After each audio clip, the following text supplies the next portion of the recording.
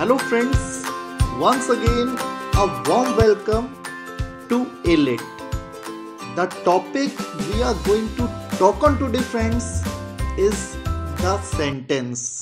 बोलते और लिखते समय हम वर्ड्स का प्रयोग करते हैं दोस्तों. वर्ड्स मिलकर कभी फ्रेज बनाते हैं तो कभी क्लॉज और कभी सेंटेंस. फ्रेज को हिंदी में वाक्यांश कहते हैं दोस्तों. It is a group of words that functions as a single unit in the syntax of a sentence. Phrase का अपना खुद का सब्जेक्ट और वर्ब नहीं होती है दोस्तों. फ्रेज किसी क्लॉज और सेंटेंस के छोटे भाग के रूप में हमारे सामने आता है. फ्रेज से बड़ा भाग क्लॉज होता है दोस्तों. क्लॉज को हिंदी में हम उपवाक्य कहते हैं. It is a group of words that includes a verb along with its subject. अर्थात अनलाइक फ्रेज क्लॉज का अपना सब्जेक्ट भी होता है और अपनी वर्ब भी. क्लॉज अर्थात उपवाक्य अपने आप में पूरा वाक्य होता है दोस्तों, as it includes its own subject and predicate. लेकिन चूंकि ये हमारे सामने वाक्य के एक भाग के रूप में आता है और इनकम्प्लीट सेंस देता है, इसीलिए हम इसे वाक्य नहीं उपवाक्य कहते हैं दोस्तों. अर्थात clause is a part of a sentence. Clause के बाद नंबर सेंटेंस का आता है दोस्तों, जिसका हिंदी मीनिंग होता है वाक्य. A grammatically complete series of words consisting of a subject and predicate is called a sentence. Sentence is bigger than a phrase और क्लॉज, और इसके अंदर हमें फ्रेजेस और क्लॉजेस देखने को मिलते हैं दोस्तों. अब फ्रेजेस, क्लॉजेज और सेंटेंसेस पर आधारित इस एक्सरसाइज पर नजर डाल लेते हैं दोस्तों. You have 15 seconds to solve this exercise friends and your time begins now.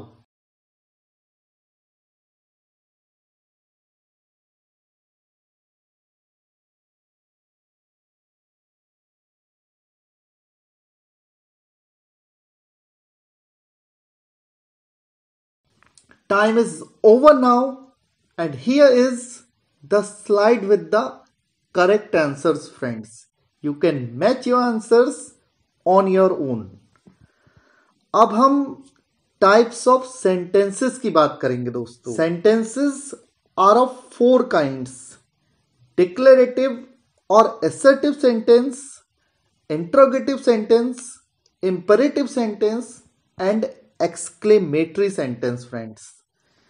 आइए अब इन चारों टाइप्स के सेंटेंसेस के बारे में थोड़ा थोड़ा जान लेते हैं दोस्तों. डिक्लेरेटिव और असर्टिव सेंटेंसेस वो होते हैं जो बस किसी स्टेटमेंट और एजर्सन को प्रकट करते हैं. चूंकि किसी का स्टेटमेंट या फिर कही गई बात एफर्मेटिव में भी हो सकती है और नेगेटिव में भी, इसीलिए डिक्लेरेटिव सेंटेंसेस और assertive sentences include both affirmative as well as negative. Here are some of the examples of declarative sentences. अब दूसरे टाइप के सेंटेंसेस पर आ जाते हैं दोस्तों. इन्हें इंट्रोगेटिव सेंटेंसेस कहा जाता है एंड दे इंक्लूड क्वेश्चंस. और दोस्तों, क्योंकि किसी का क्वेश्चन यस और नो टाइप वाला भी हो सकता है या फिर WH टाइप वाला भी, इसीलिए तो इंट्रोगेटिव सेंटेंसेस सामान्यतः 2 प्रकार के होते हैं.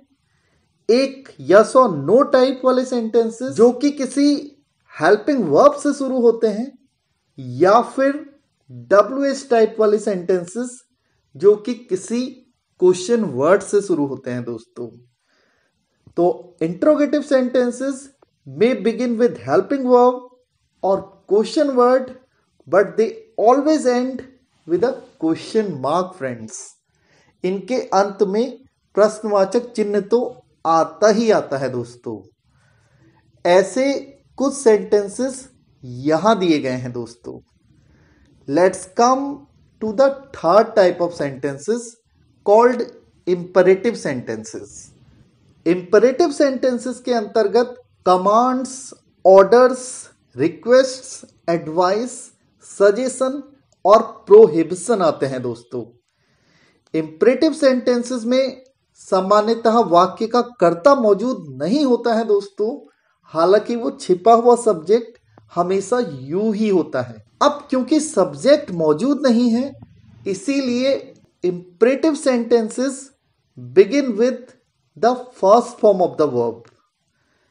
और अगर नेगेटिव में हमें इंपरेटिव सेंटेंस बनाना है तो हम उस फर्स्ट फॉर्म से पहले डू नॉट का प्रयोग करते हैं दोस्तों।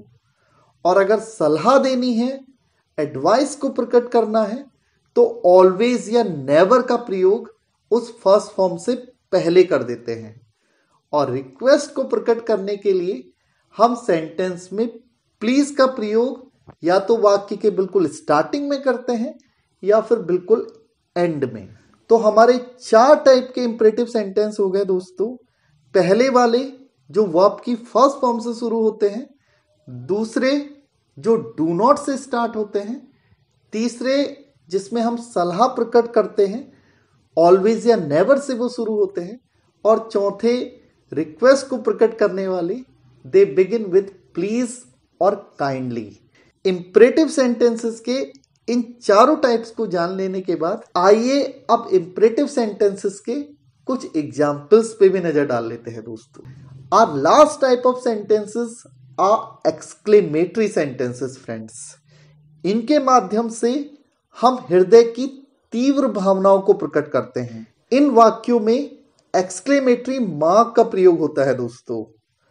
और एक्सक्लेमेटरी सेंटेंसेस के माध्यम से हम सरप्राइज को शो कर सकते हैं, जॉय को, सौरो को, या फिर अपलॉज और प्रेस यानी कि तारीफ को भी प्रकट किया जा सकता है दोस्तों। सरप्राइज या आश्चर्य को प्रकट करने के लिए हम हाउ या व्हाट का प्रयोग वाक्य के बिल्कुल स्टार्टिंग में करते हैं, और जॉय को प्रकट करने के लिए वाह और हुर्रे का प्रयोग। सौरो के लिए आ या अलास का प्रयोग होता है दोस्तों, और तारीफ को प्रकट करने के लिए ब्रेवो यानी कि शाबाश का प्रयोग होता है। Some of the examples of exclamatory sentences are given here friends. चारों टाइप्स के सेंटेंसेस को अब हम जान गए हैं दोस्तों, declarative, interrogative, imperative and exclamatory. अब हमारी एक एक्सरसाइज है जिसमें आपको पहचानना है कि दिया हुआ सेंटेंस किस टाइप का सेंटेंस है। You have 15 seconds to solve this and your time starts now.